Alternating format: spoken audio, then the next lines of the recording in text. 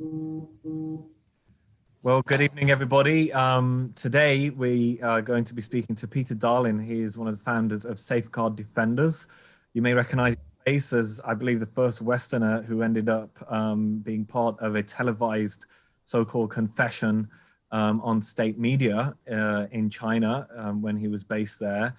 And now, years later, following a campaign by his NGO, he has managed to help actually get CGTN, the state-run broadcaster, off the air in the UK following a decision by the regulator Ofcom. Well, over to you, Peter. I mean, how are you feeling today? You must be feeling a little bit badass having got this result, I suppose, after your experience. Hi. Yeah, well, as you say, certainly it's a good feeling. I've been speaking with a great many victims of these so-called forced televised confessions, such as Peter Humphrey, Simon Chung, the daughter of Gui Minhai, as well as several other people still in China. And obviously seeing CGTN and to some extent CCTV held accountable for this kind of practices is very rewarding for many people. Actually, what has happened here is that for quite a long time, with help from Safeguard Defenders, a number of victims have filed complaints in the UK against CGTN for not just broadcasting these kind of confessions, often secured through torture, but cooperating with the police in extracting them. And we've seen a number of victories concerning this. Ofcom has convicted CGTN for broadcasting these and have said that they're going to issue sanctions against them. What happened today, though, is something slightly different. Almost exactly 1 year ago, Safeguard Defenders filed a comprehensive complaint to Ofcom, the TV regulator, showing using irrefutable evidence that CGTN and CCTV are controlled by a political party. And that is not allowed according to broadcasting law and regulations in the UK. So what has happened today is that CGTN has lost their license to broadcast. They've gone black, basically, as a result of an investigation based on the evidence that we provided. So what we did really is we provided statements from the Chinese government, from the Chinese Communist Party, information published by CCTV, the parent company, as well as by CGTN. And we handed that over to Ofcom, along with an analysis of how this proves that their license was illegal. So this has now been a pretty long investigation that have reached its conclusion today. And obviously, we're very happy with the results. So someone on Twitter said that this is like going after Al Capone for tax evasion. It seems to be on another sort of nuanced charge that CGTN is being pulled off the air today, not directly because of some of the ethical concerns you guys have been flagging for years, but on this issue of editorial oversight. And it apparently, of course, being overseen by the Chinese Communist Party, not the media entity that it claims. Are you expecting to see more decisions when it comes to your ethical complaints from Ofcom in the coming weeks? Yes, the complaints regarding several broadcasts concerning Gui Minhai will reach a final decision possibly next week or the week after, and it's almost guaranteed to be a conviction again. We've already seen them convicted concerning the Peter Humphrey broadcast, as well as of his American wife. And we're also expecting a decision about the broadcast concerning Simon Chung in Hong Kong. And we're also expecting that to be a conviction. All of these different convictions will lead to statutory sanctions. Our initial hope, of course, when we started this was that these different broadcasts together would force CGTN off the air. But that's, of course, not possible anymore because now they've already been taken off the air. So instead, we're looking at a series of pretty hefty fines against CGTN. And I think a really important part of today's decision and statement from Ofcom is that this does not end the process of these investigations. These investigations against what they call very severe violations will continue separate from this decision, and they're going to be punished separately for these ethical breaches and misconduct. This comes, of course, after they've made huge investments in London, opening a state-of-the-art broadcast center, I think, in 2019.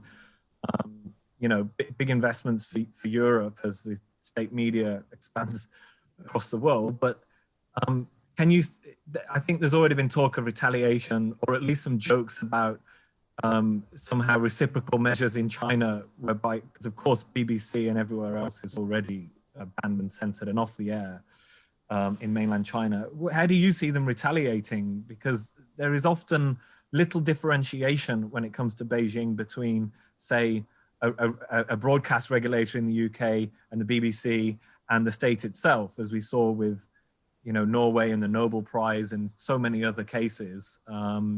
We might see some quite draconian moves, maybe even, would you see them throwing out BBC journalists or something like that? What's going to happen next? Well, to begin with, there are some people online that speculates about so-called tit for tat. And as you said, no such thing is possible because there is no foreign media with actual access in China. So there can be no tit for tat, of course. But what we can see, of course, is the foreign ministry has already indicated that they want to see some form of investigation of the BBC. We can see visa irregularities or problems for individual journalists. And possibly we might, I don't think it's likely, but we might see a slight escalation from the side of China in that they choose to at least short-term detain one or several British journalists in the mainland. The problem right now I'm going to blame you if they come down in Hong Kong as well, Peter. Maybe I'll call you back. I've just remembered I'm British. Oh, well, then you put yourself in a great position. No, I mean, the problem here is that China needs to respond in a way that makes sense to them, and the CCP tends to be quite emotional in how they respond. So of course we're going to see some blustering and flustering here, but at the same time they are now already in a process of establishing a massive headquarters in Brussels. They are also being investigated to some extent in Canada. We filed other complaints in the United States, and we're also looking at other jurisdictions. And I think they have to try to gauge their response a little bit to make sure they don't attract too much attention to the issue that could lead other TV regulators in other countries to start looking at this more seriously. So it's a difficult decision for them to take. Just how harsh do they need to be in their response without attracting too much attention? So it's going to be very interesting to see. Yeah, sorry, I know you've been you know, logging these incidents and these so-called confessions for many years, and I just wondered if your action or the attention on this has caused the you know, state media to rein it in any sense. Are you still seeing just as many of these kind of setups? Because obviously to outside eyes they're very crude, but it can be argued it's for a domestic audience in some way. Is it still happening to the same degree? Both yes and no. There's a clear separation here. For a domestic audience, speaking here about CCTV primarily, it continues to be used quite frequently, although not as much as it was a few years ago. But at the same time, we're also seeing that the Chinese state is using similar type of forced videoed confessions for the same purpose. We saw a number of them related to coronavirus management earlier in 2020, for example. So they continue to use them domestically for sure, but they are adjusting the way they deliver them. Sometimes it will come through the People's Daily instead, or straight on social media accounts rather than through CCTV. There's also some instances where people are forced to make these kind of confessions and then upload them themselves through social media. What happened with the complaint with CGTN is actually very interesting. Myself and Peter Humphrey held a press conference in London when the first complaint of this kind was filed against CGTN, and that caught quite a lot of attention. And the very same day, there was an emergency meeting called at the Big Pants building in Beijing that lasted from Friday evening until Sunday afternoon. And after that complaint, this was very late 2018, they've actually stopped broadcasting these kind of confessions on CGTN, the international English channel, for a pretty long time, as they knew they were being investigated by Ofcom and could potentially lose their license. So they did respond directly in that sense. One of the big setbacks for CGTN throughout this entire process concerns Simon Chung, because of his interview on the BBC and interview coming out through the Telegraph, etc., forced the police to scramble and almost in a panic do anything they could to respond. A contact of ours who worked on the program in question at CGTN at the time told us that CGTN was basically ordered to put out a video by CCTV right away, that very same day. And they had little chance to do any adjustments or argue about this. And by putting that confession out, they really undermined their own position. Because at the same time, they were arguing to Ofcom that they were not going to behave like this in the future, and they should be able to keep their license and not be penalized. So that was very much an own goal. And at the same time, a French journalist found the head of CGTN and on camera asked her if they will continue to air these kind of forced televised confessions, and she couldn't even answer, or she refused to answer. And we, of course, caught that. We downloaded the video clip and handed it straight over to Ofcom to help guide them in their decision making. And in between all of this, CGTN has hired a former board member of Ofcom to help them with some of these complaints. They hired Baker McKenzie, who calls themselves the premier law firm of the world, to help them with this licensing complaints. We also know there's been a fair amount of other behind the scenes drama going on that I can't speak about yet. So this has been a really interesting process. It's been going on now for years here. But in general, the actions of CGTN, like many state or party organs, even though they are given expertise through consulting, etc., they are unable to act on it, and they tend to act in such a way as to hurt themselves. They really, create their own goals repeatedly, and that's what we've seen here. I've had the chance to see some of the language used by CGTN in their communication with Ofcom, and over the last year, it's gotten increasingly aggressive and hostile and downright rude, and that seemingly has backfired. This attempt to intimidate Ofcom into being quiet. It's totally fascinating, and obviously you're extremely determined in this maze of trying to make this happen and the success today. And I suppose one of the reasons for the determination is your own personal experience. Many years ago, I just wondered if you could lay out for our viewers, if you don't mind revisiting what exactly happened in your case and the logistics of how it was set up, and just how that links into setting up, I guess, Safeguard Defenders and leading to today. Yeah, sure. It's been a while since I revisited that particular story, but no. This would have been in early 2016. I was sitting in what is called an RSDL prison in southern Beijing, one of these secret prisons where they can keep people in solitary confinement for up to half a year incommunicado. So technically you're not arrested, you're in a much more exposed situation than that. I was sitting there, a bunch of my colleagues, I believe, were in the same facility, and so was my girlfriend at the time, who was also taken and kept essentially a hostage. And similar to Michael Kovrig and Spavor, the two Canadians, I was taken by the Ministry of State Security rather than the police. I was accused of national security crimes for my work to provide support to lawyers in China. And sort of towards the end of my quite brief time inside this secret prison, I was there for less than a month, so not very long compared to most victims. I was simply asked if I would be willing to record a statement, and the statement was supposed to only be for a few judges to decide on my case. And this, I noticed afterwards as I started studying this issue, is very common, that it's not really said that this is for public consumption, that this is for TV. So anyway, I said yes, because apparently not doing so meant that neither me nor my girlfriend could see any change to our situation. I would be kept in the facility, and so would my girlfriend. So I agreed to do this scripted video recording. And in practicality, what happens here is that the interrogation leader simply walks in with a piece of paper with the questions and the answers written down. you were given a few hours to memorize it. They instruct you to take a shower and switch over to civilian clothing. And in my case, I was simply led over from my cell to a meeting room across the cell.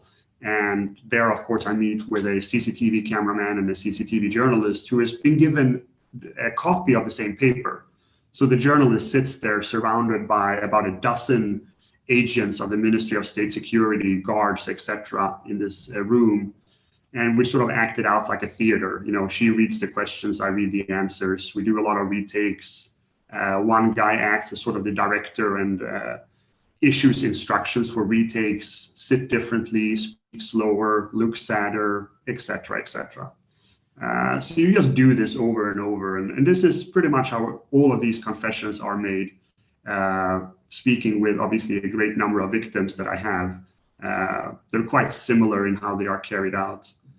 So it's a bit of a theater production, in my case, together with this woman from CCTV.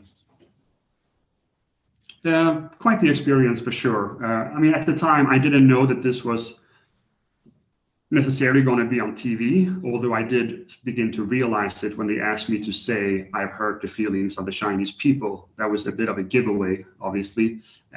We all wondered, because I remember this was one of the first stories we covered at HKFP, and we sought to, you know, translate a few of these as they were coming out. But that line in particular, I remember raising eyebrows but as you say, so this was an effort to try and communicate that this wasn't particularly scripted by yourself.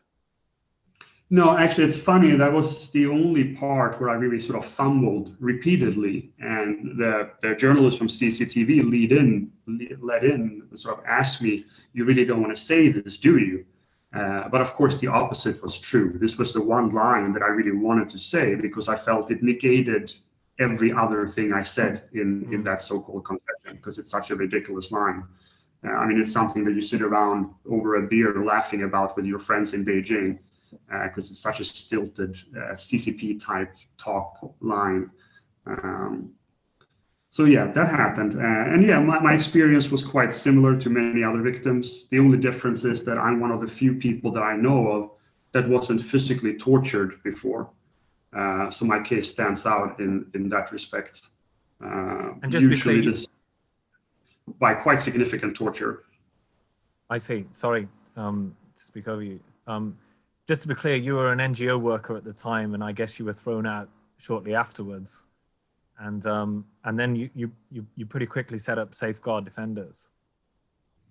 Yeah. Well, I mean, I was taken from this facility blindfolded straight to the airport and deported under the Espionage Act and banned for 10 years.